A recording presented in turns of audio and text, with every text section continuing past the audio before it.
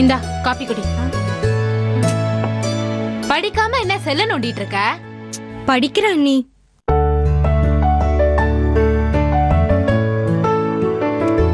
ஏது புதுசா இருக்கு? ஏற்கனவே படிக்கிறது இல்ல, இதெல்லாம் வாங்கி கொடுத்தா எங்க இருந்து படிப்பேறது? குட்டி தான் வாங்கி கொடுத்திருப்பான், அவன் வரட்டும், அவனை பாத்துக்க. அண்ணா ஒண்ணும் வாங்கி தரல. பின்ன யாருது இது?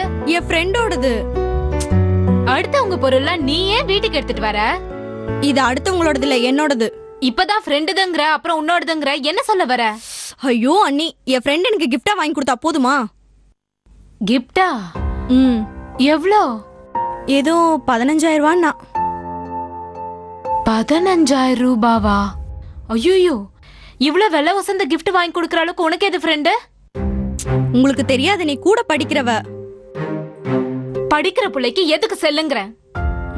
யாராவது ஏதாவது வாங்கி கொடுத்தா நீ அப்படியே வாங்கிட்டு வந்துடுறதா? உனக்குன்னு அறிவில்ல? அதுவும் என்ன இவ்வளவு விலை வசந்த பொருள்? இப்படி எல்லாம் பண்ணன்னு வச்சுக்கோயேன், அப்புறம் எனக்கு கெட்ட கோவம் வரும். என்னக்கா ஏதோ ரெண்டு பேரும் சண்டை போடுற மாதிரி பேசிட்டு இருக்கீங்க? அக்கா நீங்களே கேளுங்கக்கா.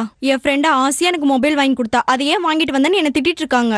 அடுத்தவங்க வாங்கி கொடுத்த பொருளை பத்தி அவ்வளவு வசதியா பேசிட்டு இருக்க. உனக்கு நாங்க இல்ல, நாங்க வாங்கி கொடுக்க மாட்டோமா? சரி விடுங்கக்கா, கிஃப்டா தானே வாங்கிட்டு வந்திருக்கா.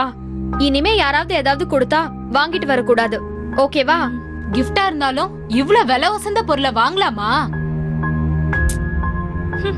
சின்ன பொண்ணு ஏதோ ஆசையில வாங்கிட்டு வந்திருக்கா, திட்டி என்ன பண்றது?